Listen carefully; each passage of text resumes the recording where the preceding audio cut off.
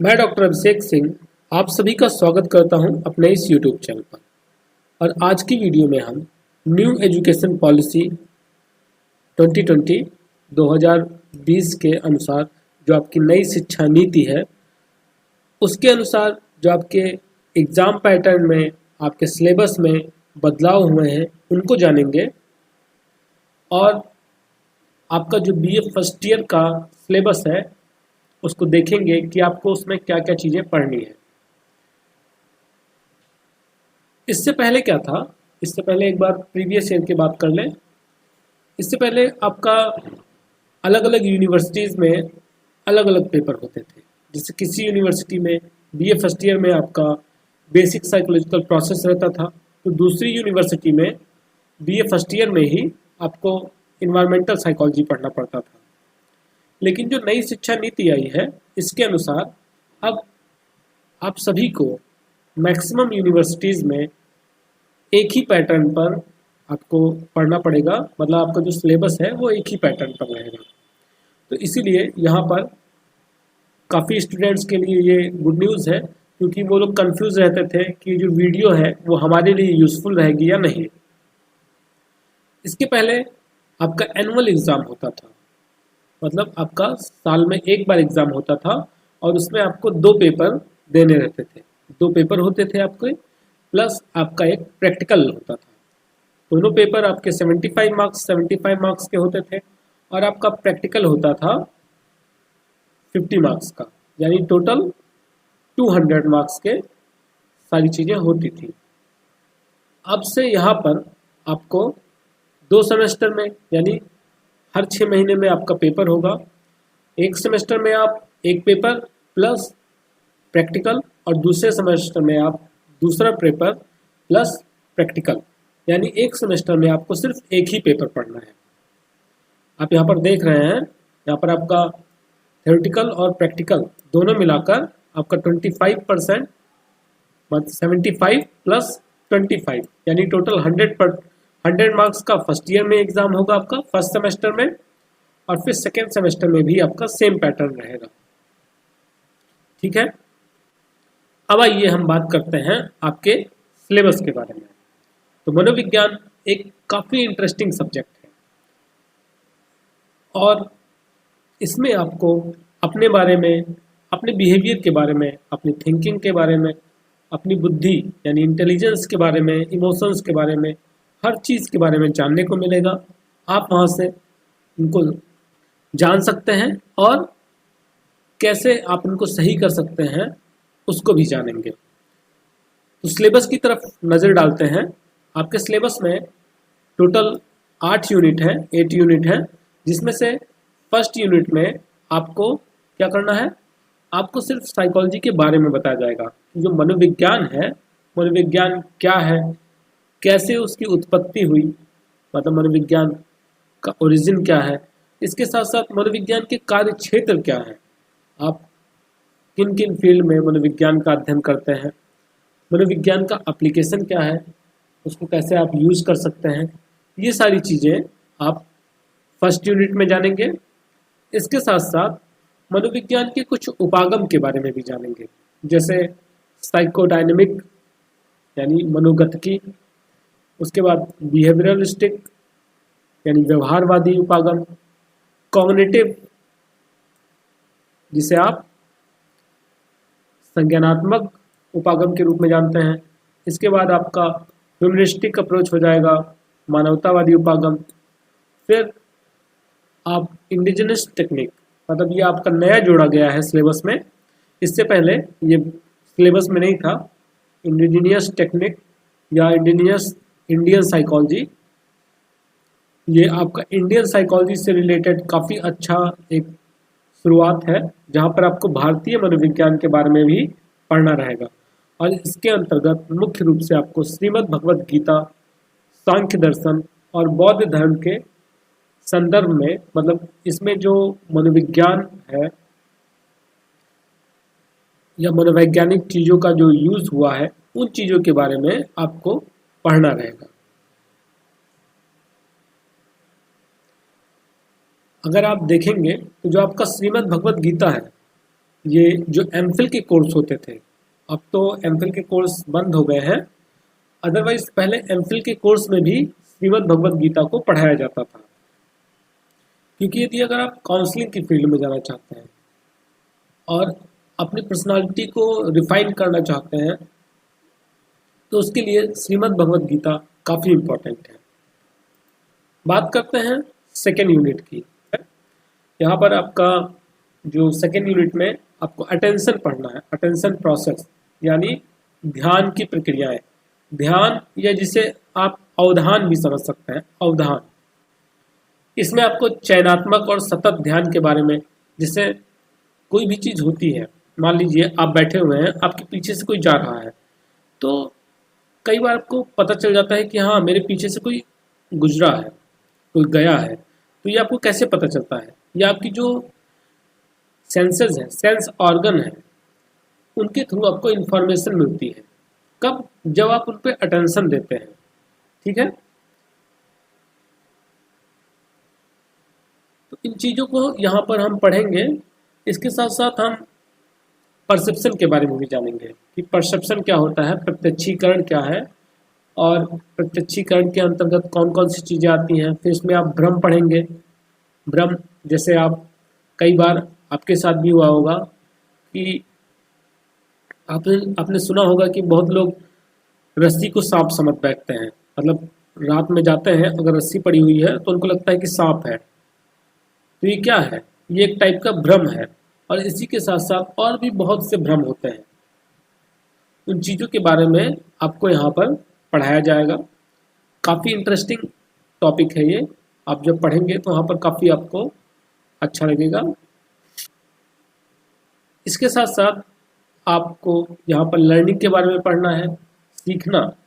मतलब आप यहाँ पर सीखने के लिए आए हैं, लेकिन आप यहाँ पर सीखेंगे कि सीखते कैसे हैं। मतलब आप क्या करने के लिए आए? आप याद करने के लिए आते हैं, चीज़ों को याद करना रहता है आपको कि कैसे याद करते हैं, कैसे कोई चीज़ आप सीखते हैं। तो आपको सीखने के पीछे का मतलब कोई भी बिहेवियर आप जो सीखते हैं तो आप सीख कैसे रहे हैं, उस चीज़ को यहाँ पर सीखना है। मतलब आपको बताया जाएगा कि आप सीखते कैसे हैं, कोई भी बिहेवियर आप सीखते कैसे हैं, वो चीज़ें यहाँ पर बताई जाएंगी। जिसमें आपको क्लासिकल कंडीशनिंग में काफ़ी अच्छा एक्सपेरिमेंट हुआ है, पैवलॉव ने किया है कुत्तों के ऊपर। मतलब एक कुत्ते के ऊपर उन्होंने एक्सपेरिमेंट किया है। उसके साथ साथ ऑपरेंट कंडीशनिंग में स्किनर को आप पढ़ेंगे। स्किनर में बहुत सी चीज़ों पर यूज़ किया था, उपयोग किया था, खासकर चूहों के ऊपर इनका प्रयोग था। फिर सीखने की विधियाँ, वो कौन कौन सी विधियाँ होती हैं जिससे आप सीखते हैं और किस विधि का आप यूज़ करके और अच्छे तरीके से सीख सकते हैं, कम टाइम में ज़्यादा चीज़ें सीख सकते हैं, वो सारी चीज़ें भी यहाँ पर आपको बताई जाएंगी। लास्ट टॉपिक मतलब नेक्स्ट टॉपिक जो कि आप सभी उससे स्ट्रगल करते होंगे। कई बार आप चीज़ों को याद करते होंगे बट वो चीज़ें आपके दिमाग से निकल जाती हैं। तो याद जो करते हैं वो कहाँ पर आता है? आपकी मेमोरी में। तो यहाँ पर हम देखेंगे कि स्मृति, आपकी जो मेमोरी है वो क्या है, उसका निर्माण कैसे होता है, कौन कौन सी ऐसी प्रक्रियाएं हैं जिनके द्वारा गुजर कर आप कोई भी सूचना को अपने दिमाग में याद रख पाते हैं, वो चीज़ें भी आप जानेंगे। कैसे कोई आपको कुछ बताता है तो आप उसको ज़्यादा लंबे समय तक याद रख पाते हैं, कुछ चीज़ों को आप जल्दी भूल जाते हैं। तो क्यों आप जल्दी भूल जाते हैं, क्यों आपको ज़्यादा देर तक चीज़ें याद रहती हैं, ये सभी चीज़ें यहाँ पर आपको स्मृति में बताया जाएगा। और आपकी मेमोरी कितने टाइप की होती है, मतलब स्मृति का भी प्रकार होता है। जैसे संवेदी स्मृति, जिसे आप सेंसरी मेमोरी भी कहते हैं, फिर शॉर्ट टर्म और लॉन्ग टर्म मेमोरी। ये सारी चीज़ें आप जानेंगे यहाँ पर कि कब कौन सी इन्फॉर्मेशन आप याद करते हैं तो आपके दिमाग में वो थोड़े समय के लिए रहती है, कौन सी इन्फॉर्मेशन आपके दिमाग में ज़्यादा टाइम के लिए रहेगी। ये सारी चीज़ें आपको यहाँ पर पता चलेंगी। इसके साथ साथ आप विस्मरण के बारे में जानेंगे। विस्मरण यानी भूलना। आप किसी चीज़ को भूलते क्यों हैं, क्यों कोई चीज़ आपको भूल जाती है, क्यों कोई चीज़ आपको ज़्यादा लंबे समय तक याद रहती है, वो सारी चीज़ें यहाँ पर आप जानेंगे। लास्ट आप अपनी बुद्धि के बारे में जानेंगे, इंटेलिजेंस के बारे में जानेंगे कि इंटेलिजेंस क्या है, उसकी परिभाषा क्या है, आईक्यू क्या होता है। कहते हैं कि सबसे ज़्यादा आईक्यू इस दुनिया में किसकी थी? आईक्यू, जिसे आप इंटेलिजेंस क्वेश्चन कहते हैं, हिंदी में इसको कहें तो बुद्धि लब्धि कहते हैं। बुद्धि लब्धि या आपका आईक्यू होता है। तो माना जाता है कि जो आइंस्टाइन थे, आइंस्टाइन की आईक्यू सबसे अधिक थी। तो आईक्यू होता क्या है, आईक्यू को निकालते कैसे हैं, और आप अपनी आईक्यू कैसे निकाल सकते हैं, ये भी बताया जाएगा आपको कि आप अपनी आईक्यू निकाल सकते हैं कि आपकी कितनी बुद्धि है, ये भी आप जान सकते हैं। फिर आप बुद्धि के कौन कौन से प्रमुख सिद्धांत हैं इसको देखेंगे यहाँ पर, इसके बारे में जानेंगे। इसमें से कुछ प्रमुख सिद्धांत यहाँ पर बताए गए हैं जो जिन मनोवैज्ञानिकों ने इन सिद्धांतों को दिया है उनके बारे में बताया गया है, जैसे स्पेयरमैन हुए, थर्स्टन हुए, गिलफोर्ड हुए, स्टर्नबर्ग हुए, गार्डनर हुए। इन सभी ने यहाँ पर बुद्धि के सिद्धांत दिए हैं और आप इसको पढ़ेंगे आपको बहुत ही इंटरेस्ट आएगा। आप सोचेंगे कि बहुत अच्छा है कि जो आपने साइकोलॉजी ले लिया है। फिर आप अपनी पर्सनालिटी के बारे में जानेंगे कि आपका व्यक्तित्व क्या है, मतलब आपकी पर्सनालिटी कैसी है। इसके साथ साथ आप दूसरों की पर्सनालिटी के बारे में जानेंगे और यह भी जानेंगे कि कौन कौन सी चीज़ें हैं आपके बॉडी में जो आपकी पर्सनालिटी को गवर्न करती हैं, आपकी पर्सनालिटी को निर्धारित करती हैं। इसके साथ साथ आप इंट्रोवर्ट हैं, एक्सट्रोवर्ट हैं, यानी अंतर्मुखी हैं, बहिर्मुखी हैं, आपका व्यक्तित्व कैसा है, सील गुण कैसा है, ये सारी चीज़ें आपको यहाँ पर बताई जाएंगी, जिसमें आपको सील गुण उपागम में आल्पोर्ट और कैटल को पढ़ना है। फिर फ्राइड, फ्राइड को आप पढ़ेंगे, फ्राइड का अचेतन मन का कॉन्सेप्ट आप समझेंगे यहाँ पर। इसके साथ साथ मानवतावादी सिद्धांत भी आप पढ़ेंगे, जिसमें रोजर्स और मैस्लो का सिद्धांत आएगा। लास्ट में सेकेंड लास्ट यूनिट है आपका प्रेरणा, मतलब मोटिवेशन। आप जो मोटिवेट होते हैं किसी कार्य को करने के लिए, तो वो मोटिवेशन कहाँ से आता है, कैसे आप किसी कार्य को करने के लिए मोटिवेट होते हैं, कौन सी ऐसी चीज़ होती है जो आपको मोटिवेट करती है, उसके बारे में जानेंगे। मोटिवेशन कितने टाइप का होता है, वो सारी चीज़ें भी आप इसमें देखेंगे कि सामाजिक मोटिवेशन, मतलब सोशल मोटिवेशन, बायोलॉजिकल मोटिव्स, ये सारी चीज़ों को यहाँ पर आपको बताया जाएगा। लास्ट यूनिट आपका है यूनिट 8, जिसमें आप संवेग के बारे में जानेंगे। संवेग या आप कह सकते हैं भाव के बारे में जानेंगे कि आपके अंदर जितने भी टाइप के भाव होते हैं, चाहे सुख का भाव हो, दुख का भाव हो, क्रोध हो, तो उनका ओरिजिन कैसे होता है, उनकी उत्पत्ति कैसे होती है, आप कब अच्छा फील करते हैं, कब क्रोधित फील करते हैं, मतलब और अगर आपके अंदर क्रोध आ रहा है तो उसके पीछे क्या रीज़न है, ये सारी चीज़ें आप यहाँ पर समझेंगे। एक बच्चा पैदा होता है तो उसके अंदर कौन कौन सी फीलिंग्स होती हैं, ये भी जानेंगे। फिर संवेग के कुछ प्रमुख सिद्धांत हैं, ये तो बहुत ही ज़्यादा इंटरेस्टिंग है, आप जब पढ़ेंगे तब आपको यहाँ पर पता चलेगा। तो इस तरीके से टोटल आपके सिलेबस में 8 यूनिट है और 8 यूनिट में आप बहुत कुछ सीखेंगे यहाँ पर। इसके बाद अगर आप 8 यूनिट, ये 8 यूनिट आप मन लगाकर कंसंट्रेट होकर पढ़ते हैं तो आप अपनी पर्सनालिटी के बारे में, दूसरों के बारे में बहुत कुछ सीख जाएंगे। इसके अलावा आपका प्रैक्टिकल होगा, प्रैक्टिकल में आपको आपकी बुद्धि से रिलेटेड, आपके मेमोरी यानी स्मृति से संबंधित प्रैक्टिकल करवाए जाएंगे। इसके साथ साथ और भी प्रैक्टिकल्स हैं जो आपको करवाए जाएंगे, इमोशन से रिलेटेड प्रैक्टिकल हैं। इसके बाद बात करते हैं बुक्स की कि कौन सी बुक्स आप ले सकते हैं। वैसे आपको सभी चीज़ों के नोट्स प्रोवाइड किए जाएंगे, आपको वीडियोस के माध्यम से सब कुछ समझाया जाएगा और समझाने के साथ साथ हर टॉपिक से रिलेटेड नोट्स भी प्रोवाइड किए जाएंगे।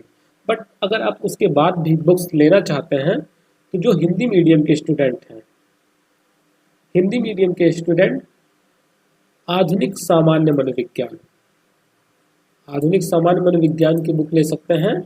यह है आपका अरुण कुमार सिंह की, सबसे अच्छी बुक है हिंदी मीडियम के लिए। इसके साथ साथ अगर आप इंग्लिश मीडियम में हैं, मतलब इंग्लिश मीडियम है आपका और आप इंग्लिश में पेपर देंगे, तो उसके लिए आप साइकोलॉजी नाम से एक बुक आती है जो कि सिसरेली के द्वारा लिखी गई है। इस बुक को आप ले सकते हैं। ये बुक आपको ऑनलाइन मिल जाएगी। इसके साथ आपको नीचे टेलीग्राम का लिंक दे दिया जाएगा। इंग्लिश मीडियम वालों के लिए थोड़ा सा यहाँ पर बेनिफिट है कि उनको इंग्लिश की बुक है, जैसे साइकोलॉजी की ये बुक है, इसका पीडीएफ आपको उस चैनल पर अवेलेबल हो जाएगा। बट अगर आप हिंदी मीडियम के हैं तो सॉरी, बट आपको ये बुक ऑनलाइन या शॉप से परचेज करनी पड़ेगी। लेकिन अगर आप बुक नहीं परचेज कर पा रहे हैं या आपको नहीं मिल पा रही है बुक, तो आप उसके लिए एकदम परेशान नहीं होंगे, क्योंकि आपको सभी टॉपिक से रिलेटेड कंप्लीट नोट्स प्रोवाइड किए जाएंगे, जिनसे आपका पूरा सिलेबस कवर होगा। और अगर उतने ही चीज़ों को आप अच्छे ढंग से पढ़ के एग्ज़ाम में जाएंगे तो आपके मार्क्स बहुत ही अच्छे आएंगे। तो आज की क्लास में इतना ही। नेक्स्ट क्लास में हम ये जानेंगे कि मनोविज्ञान क्या है, उसकी उत्पत्ति कैसे हुई है, और इससे पहले वो किस विषय की शाखा के रूप में जाना जाता था। ये सारी चीज़ें वहाँ पर आपको बताई जाएंगी।